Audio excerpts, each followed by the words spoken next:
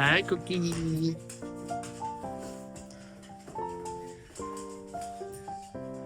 T. ఆగు ఆగు వస్తాను.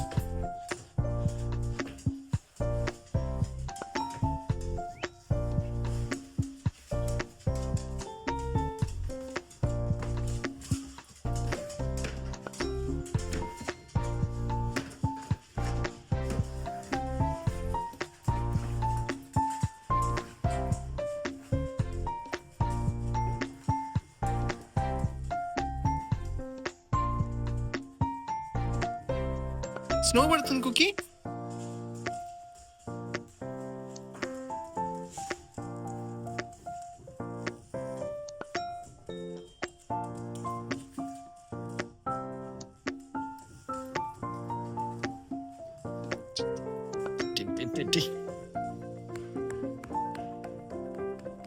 ఆగు ఫ్రెష్ వస్తాను ఆ కుకీ.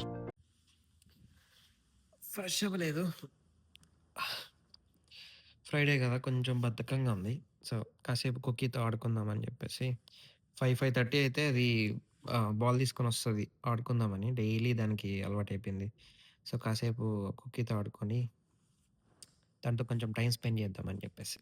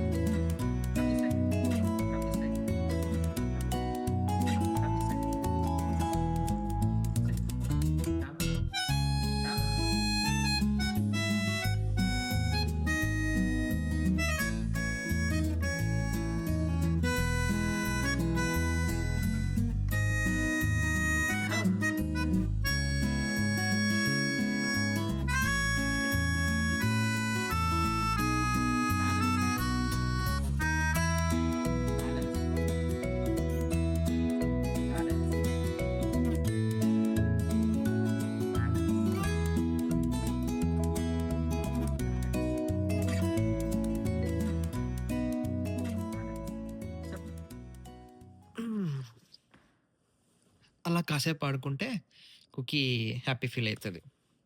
ఈరోజు నేను ఒక లింక్డ్ఇన్ పోస్ట్ చూసా. ఏంటంటే ఒక sales sales person, some sales person he posted that Claude code use చేసి ఫుల్లీ వర్కింగ్ యాప్ బిల్డ్ చేశాను అని చెప్పేసి పోస్ట్ పెట్టారనమాట. దాని కింద చాలామంది అరే ఫేక్ ఏంటది, జస్ట్ హైప్ కోసమో లేకపోతే రీచ్ కోసమో చేస్తున్నారని అనిపిస్తుంది అని పెడుతున్నారు అని చాలామంది కమెంట్ పెట్టారు. అది ఆ పోస్ట్ ఫేకా లేకపోతే ఆ తర్వాత వాళ్ళు నిజంగానే బిల్డ్ చేశారా అని పక్కన పెడితే, ఈ ఏఐ హైప్ నిజమా అనేది బేసిక్‌గా అర్థం కావడం లేదు. ఓకే. సాఫ్ట్‌వేర్ ఇంజినీర్స్ ఉన్నారు. ఇప్పుడు సాఫ్ట్‌వేర్ ఇంజినీర్స్ అంటే ఒక వెబ్ అప్లికేషనో లేకపోతే ఒక, ఒక యాప్ ఒక ఆండ్రాయిడ్ యాపో or iOS app whatever it is. Some applications build చేస్తారు. కొంతమంది దాని ఆపరేషన్ సైడ్ ఉంటారు. కొంతమంది దాని స్క్రాచ్ నుంచి డిజైనింగ్ ఫేజ్‌లో ఉంటారు. కొంతమంది సపోర్ట్ ఫేజ్‌లో ఉంటారు. రకరకాల జాబ్స్ అన్నీ ఉంటాయి.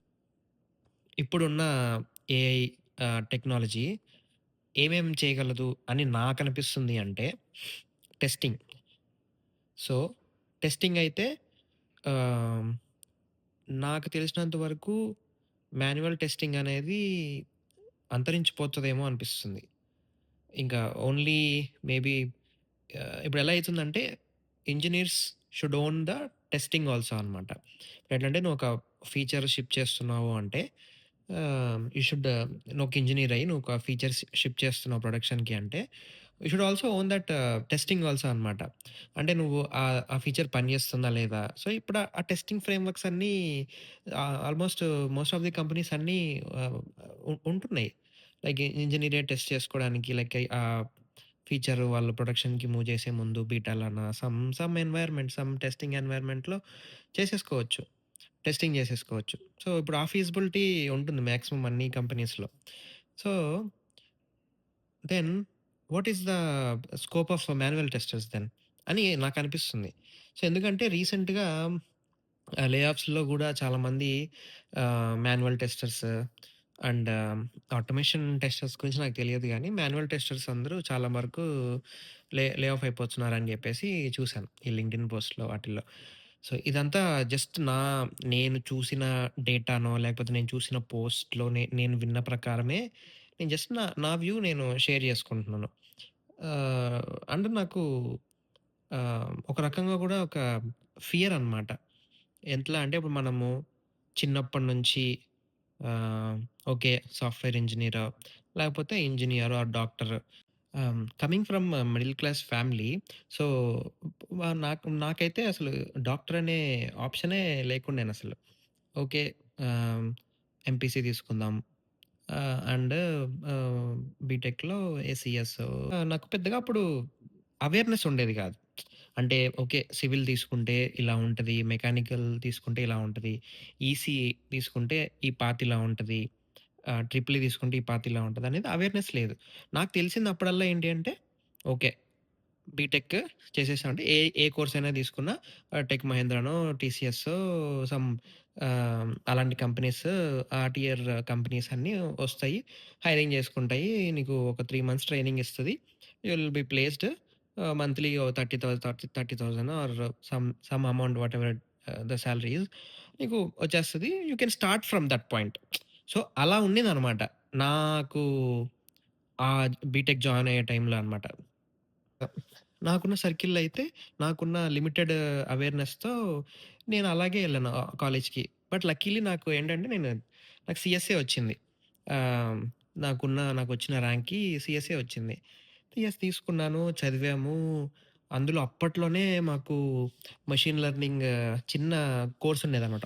అది కూడా ఆప్షనల్ కోర్స్ ఉండింది. అప్పట్లో కొంచెం అప్పట్లో నేను చదువుకునేటప్పుడు అప్పట్లో అంటే పెద్ద దూరమేం గాదు. జస్ట్ లైక్ 2016, 2017 ఆ టైంలో ఆహ్, జస్ట్ నాకు తెలిసినంత వరకు వెబ్ డెవలప్‌మెంట్ ఏంటంటే హెచ్‌టీఎంఎల్, సీఎస్ఎస్, పీహెచ్‌పీ డేటాబేస్ ఉంటది. సర్వర్ కనెక్ట్ చేయాలి. ఇయన్నీ బేసిక్ ఉండేటివి. అంతవరకే. అప్పట్లో ఇంక క్లౌడ్, ఏడబ్ల్యూఎస్, ఎస్3, ఈసీ2 అవన్నీ పెద్ద అవేర్‌నెస్ లేకుండే అనమాట. ఇట్లా ఇండియాకెళ్తున్నారు సారీ ఫ్రెండ్స్ యూఎస్‌కెళ్తున్నారు అని జెప్పేసి స్టార్ట్ జేసాము. నేను గూడా ఇట్లా ప్రిపరేషన్ స్టార్ట్ జేసి కింద మింద పడి మనం ఎగ్జామ్‌లవి ఇవి రాసుకొని అప్లై జేసుకొని ఇక్కడికొచ్చిన తర్వాత ఆహ్, వచ్చిన తర్వాత గూడా ఏఐ అవన్నీ పెద్ద ఏమంటారు సౌండ్ పెద్దగా ఏం లేకుండే అప్పుడు. ఆహ్, అప్పట్లో ఏ సౌండ్ ఉండేదంటే చెగ్ అని ఉండేదొకటి. ఏంటంటే ఇఫ్ యూ అప్‌లోడ్ ఆహ్, picture are if you right problem and someone will solve it అనమాట. నీకు దానికి సబ్స్క్రిప్షన్ తీసుకోవాల్సిందే. అప్పట్లో అది ఉండేది. అప్పట్లో అదే చాట్‌జీపీటీ లాగనమాట. సో, అలా ఉండేది. సో, ఇప్పుడు నీకు 2022లోనో, 2021లోనో ఎప్పుడో స్టార్ట్ అయింది ఆ చాట్‌జీపీటీ ట్రెండ్. తర్వాత అందరూ ఓకే. ఎక్సైట్ అయ్యారు. ఓకే. సమ్ న్యూ టెక్నాలజీ అని జెప్పేసి చాట్‌జీపీటీ యూజ్ చేయడం స్టార్ట్ జేశారు. వెంటనే లైక్ వెరీ ఫాస్ట్‌గా లైక్ ఈవెన్ 2025లో గూడా 2025 స్టార్టింగ్‌లో గూడా మాకు ఏఐ యూసేజ్ అనేది అంత పెద్ద ఎన్‌ఫోర్స్ చేసేవాళ్ళు కాదనమాట. సో, మిడ్ 2025 వచ్చేసరికి ఇంక ఎన్‌ఫోర్స్ చేయడం స్టార్ట్ చేశారు. అంటే you have to use AI అనమాట. నీకు వేరే ఆప్షన్ లేదు. You have to use the AI to work అనమాట. నేను యూజ్ చేయను. ఆహ్, నార్మల్‌గానే చేస్తాను. నాకున్న నాలెడ్జ్‌తోనే చేస్తానంటే, నో అలా అలా నడవదు అవన్నీ ఇక్కడ అని చెప్పేవాళ్ళు. You have to use AI. నీకు ఏం చేయాలన్నా, నీకు డాక్యుమెంట్స్ రాయాలన్నా, లేకపోతే ఒక ఆహ్, ఒక టికెట్ తీసుకొని ఆ ఫీచర్ డెవలప్ చేయాలన్నా, ఏదైనా సరే నువ్వు ఏఐ యూజ్ చెయి. మాకు ఎస్టిమేట్స్ కూడా అట్లే ఏసేవాళ్ళు. లైక్ నువ్వు ఒక, ఒక ఫీచర్ డెవలప్ చేయడానికి లెట్స్ 2, 3 డేస్ అయితుందంటే, లేదు యూజ్ ఏఐ 2 డేస్‌లో చేసేసేయి లేదా 1 డేలో చేసేసేయి. అలా అయిపోయిందనమాట. అండ్ అక్కడితో ఆగలేదు. ఇప్పుడేంటంటే కొత్త టెక్నాలజీస్. ఇప్పుడు నువ్వు నీ అప్లికేషన్‌లో గాని, వాటెవర్ నువ్వు చేసే దాంట్లో ఇంటిగ్రేట్ చేయాలనమాట. అప్పుడు ఆ నెక్స్ట్ లెవెల్ అనమాట అది. ఇంటిగ్రేట్ చేసి చేయాలంటే నువ్వు కొత్త టెక్నాలజీస్ నేర్చుకోవాలి. ఇప్పుడు నీకున్న లిమిటెడ్ వాటెవర్ నాలెడ్జ్‌తో అది కాదు. నువ్వు మళ్ళీ కొత్త టెక్నాలజీస్ నేర్చుకోవాలి. టోటల్లీ న్యూ టెక్నాలజీ అనమాట. నువ్వు ఎల్ఎల్ఎం అంటే ఏంటి? మళ్ళీ ఎంసీపీ టూల్స్ అది ఇది నేర్చుకోవాలి. ఇప్పుడు ఎట్లయిపోయిందంటే సాఫ్ట్‌వేర్ ఇంజినీర్ అంటే నువ్వు ఓన్లీ వెబ్ అప్లికేషన్సో లేకపోతే అప్లికేషన్స్ డెవలప్ చేస్తే కాదు. ఆహ్, నీకు ఎల్ఎల్ఎమ్స్ మీద ఐడియా ఉండాలి. ఏజెంట్స్ మీద ఐడియా ఉండాలి. నీకు బేసిక్‌గా ఆ సైడు నీకు ఎక్స్‌పీరియన్స్ గూడా ఉండాలి. ఐడియా ఒకటే కాదు. ఎక్స్‌పీరియన్స్ గూడా ఉండాలి. నీకు లెట్స్ సే నువ్వు ఒక 5+ లైక్ 6+ ఆర్ సమ్ 8+ ఎక్స్‌పీరియన్స్ ఉంది అనంటే, నువ్వేదైనా వేరే జాబ్‌కి అప్లై చేస్తున్నావంటే అందులో ఖచ్చితంగా you have to have like 2+ years of experience building agents or understanding LLMs అని ఇలా ఉంటాయి. నేను జస్ట్ కొన్ని జాబ్ పోస్టులు చూస్తున్నా లింక్డ్ఇన్‌లో అలా ఉన్నాయి. సో, ఇప్పుడు ఒక ఒకతను ఒక కంపెనీలో ఒక 8 ఇయర్స్ పని చేశాడు. ఒక అప్లికేషన్ మీద స్క్రాచ్ నుంచి డెవలప్ చేసి ఆహ్, ఫీచర్స్ అన్నీ మంచిగా డెవలప్ చేసి వాళ్ళ టీమ్‌ని గ్రో చేసి తీసుకెళ్ళి మంచి టూల్ డెవలప్ చేశారనుకుందాం లెట్స్ సే. సో, ఇప్పుడు అతనికి ఆ అప్లికేషన్‌లో ఏఐ ఇంటిగ్రేట్ చేసే స్కోప్ లేదు. సో, ఇప్పుడు లెట్స్ సే ఆ పర్సన్ గాని లేదా ఆ టీమ్‌లో ఎవరైనా కానీ ఇంపాక్ట్ అయితే ఐ మీన్ లే ఆఫ్ అయితే, వాళ్ళు బయటకెళ్ళి ఏదైనా జాబ్ వెతుక్కోవాలన్నా, ఏదైనా అప్లై చేయాలన్నా every job needs you need to have like LLM experience లేదా ఏజెంట్స్ బిల్డ్ చేసుండాలి. ఎంసీపీ సర్వర్ బిల్డ్ చేసుండాలి. Some experience related to AI అనమాట. సో, ఇప్పుడు మనము అన్ని ఇయర్స్ ఒక అప్లికేషన్స్ మీద పనిచేసి మనం ఆహ్ ఏ ఎక్స్‌పీరియన్స్ లేకపోతే ఈ జాబ్ నీకు ఉన్న 8 years or some let's say 5 years ఎక్స్‌పీరియన్స్‌లో నీకు 2 ఇయర్స్ ఆర్ 1 ఇయర్ ఏ ఎక్స్‌పీరియన్స్ లేకపోతే నీకు రిజెక్ట్ అయిపోతది అంతే. వన్ ఆల్టర్‌నేట్ ఆప్షన్ ఏంటి అంటే నువ్వు నీ జాబ్ చేస్తూ ఆల్టర్‌నేట్‌గా పర్సనల్ ప్రాజెక్ట్‌గా నువ్వు ఏఐ ప్రాజెక్ట్స్ అవన్నీ బిల్డ్ చేయాలి. You have to like spend some time అనమాట. That's the only alternative. మనకు ఇప్పుడున్న టైంలో అయితే మనకు 9-5 అంటే 9-5 ఉండదు గదా! సో, ఆబ్వియస్‌లీ ఎక్కువ వర్క్ చేయాల్సొస్తది. నీకు అంత స్కోప్ ఉండదు. నాకు తెలిసి మాక్సిమం ఎవరికీ అంత స్కోప్ ఇప్పుడున్న టైంలో అయితే. ఎందుకంటే ఇప్పుడంతా ఆహ్, ఎంప్లాయర్ టైమ్ అని ఉంటది. ఎంప్లాయీ అంటే మనము, ఎంప్లాయర్ అంటే కంపెనీస్. సో, ఇప్పుడంతా ఎంప్లాయర్ టైమ్ అనమాట. అంటే నువ్వు ఒక ఎంప్లాయీని ఏదైనా కంపెనీలో రిటైన్ చేసుకోవాలి అంటే అంత ఎఫర్ట్ పెట్టరిప్పుడు. ఎందుకంటే they can they can be easily replaceable. So, నువ్వెళ్తున్నావా ఎళ్ళు. ఒకసారి అడుగుతారు నీకు క్రిటికల్ రిసోర్స్ అయితే ఒకసారి అడుగుతారు. ఓకే. ఇంకేం రిక్వైర్మెంట్స్ ఉన్నాయని. ఓకే. నువ్వు ఎంతకి ఇనట్లేదంటే ఎళ్ళిపో. You can be easily replaceable. నీ నువ్వు చేసిన కోడ్ బేస్ మీద ఒక ఏజెంట్‌కి ఇచ్చావంటే అది అర్థం చేసేసుకుంటది. ఈజీగా నీకొక డాక్యుమెంట్ జనరేట్ చేస్తది. నీకు నెక్స్ట్ వచ్చేవాడికి తక్కువ సాలరీకే తీసుకొనొస్తాడు. ఒక జూనియర్ డెవలపర్‌నే తీసుకొనొచ్చాడనుకో, వాడికి డాక్యుమెంట్ ఇచ్చి తీసుకోరా చూడరా బాబు, చదువుకోరా అని చెప్తే అయిపోతది. వాడక్కడి నుంచి ముందుకు తీసుకెళ్తాడు. అంతే. అలా అయిపోతుంది. సో, ఇవన్నీ ఆహ్, నేను కొన్ని, కొన్ని లైక్ ఫ్యూ మంత్స్ నుంచి లింక్డ్ఇన్‌లో పోస్ట్‌లు అండ్ ఇట్లా ఫ్రెండ్ సర్కిల్‌లో అన్ని స్టోరీస్ వింటున్నా అనమాట. లైక్ ఒకప్పుడులాగా లేదు గదా! ఇప్పుడు. అంటే ఒకప్పుడు అంటే నీకు మంచి ఫుల్ టాలెంట్ ఉంది. అంటే వేరే న్యూస్‌లో గూడా ఉన్నాయి. లైక్ మిలియన్స్, మిలియన్స్ పెట్టి ఆహ్, రీసెర్చర్స్‌ని and like from other companies నుంచి వేరే కంపెనీస్ పోచ్ చేసుకుంటున్నాయి. ఇట్లా ఉంటున్నాయి. బట్ అవన్నీ ఏంటంటే రేర్ కేసెస్ అన్నమాట. లైక్ వాళ్ళు పోస్ట్ చేసుకుంది మహా అంటే లెట్స్ సే లెస్ థాన్ 100 పీపులే ఉంటారు. మనము జస్ట్ నార్మల్ మన కేసెస్ మాట్లాడుకుంటే ఇప్పుడు లెట్స్ సే ఓ ఫ్యూ ఇయర్స్ బ్యాక్ అంటే ఈ క్లౌడ్ అవన్నీ రాకముందు మనకు నేనిందాక చెప్పినట్టు బేసిక్ వెబ్ డెవలప్‌మెంట్ ఉండేది. సో, దాని తర్వాత క్లౌడ్ అని, లైక్ బిగ్ డేటా అని అవన్నీ వచ్చాయి. సో, అప్పట్లో మనకి ఎక్స్‌పెక్టేషన్స్ ఎలా ఉండేటియి, ఎలా సెట్ చేసేవాళ్ళంటే, ఓకే. నువ్వు ఈ టెక్నాలజీ గాని, ఈ లాంగ్వేజ్ కానీ whatever it is new technology, emerging technology, cutting edge technology అని యూజ్ చేసేవాళ్ళు కదా! సో, అలాంటివన్నీ మనం నేర్చుకుంటే ఏమంటే, మనకు కొత్త టైటిల్స్ కానీ, లేదా బెటర్ పొజిషన్స్ కానీ, లేదా బెటర్ సాలరీ గానీ, బెటర్ లైఫ్ స్టైల్ అవన్నీ ఉండేటివన్నమాట.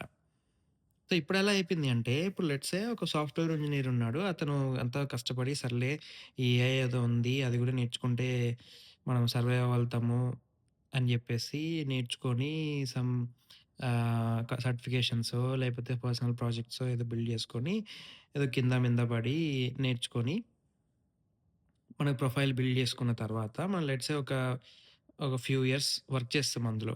ఫుల్ మనము ఆహ్, 100% పెట్టేసి ఏజెంట్స్ గానీ, anything like integrating LLMs with existing applications whatever it is AI stuff అంతా మనం చేసామనుకోండి. లాస్ట్‌కి ఏమైతదంటే ఓకే. ఆహ్, ఇప్పుడు నువ్వు నీ అప్లికేషన్‌లో గాని, నీ టూల్‌లో గాని నువ్వు పనిచేసే దాంట్లో ఏఐని ఇంటిగ్రేట్ చేసేసావు. So, it's doing on its own. Ah, నీ ఆపరేషన్ సైడ్ గాని, మాన్యువల్ టెస్టింగ్ అసలకే ఉండదు. ఏఐ ఇన్వాల్వ్ అయిందంటే. సో, ఆటోమేషన్ టెస్టింగ్ నీకు దానంతట అదే స్క్రిప్ట్ రాసేసుకుంటది. నీకు చిన్న చిన్న టాస్క్‌లు గూడా ఫీచర్స్ తీసేసుకొని ప్రొడక్షన్‌కి అదే చేసేసుకుంటది. పైప్‌లైన్స్ అదే మెయింటైన్ చేస్తుంది. సో, బేసికల్‌గా టెక్నికల్ స్టఫ్ అంతా మాక్సిమం ఫ్యూ ఇయర్స్ తర్వాత అదే మెయింటైన్ చేస్తుందంటే, ఇంకా మన అవసరం ఏముంటది?